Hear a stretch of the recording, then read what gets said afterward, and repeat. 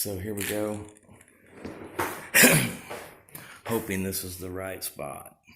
This layout's from months ago. It's where it needs to be. It hits all the correct stuff underneath.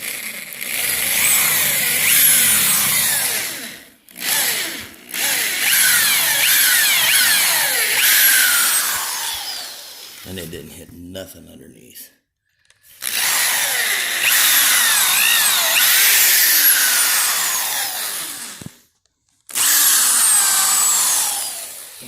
Well, let's see how it goes.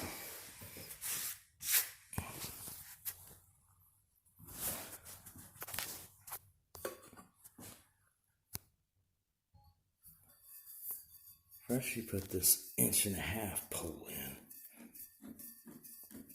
Boy, that's really terrible that it didn't catch anything deeper.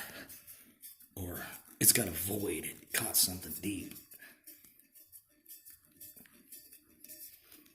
Now it's got like a 4-inch. I think those are like timber locks or something. Spacks. Some of them cool looking threads.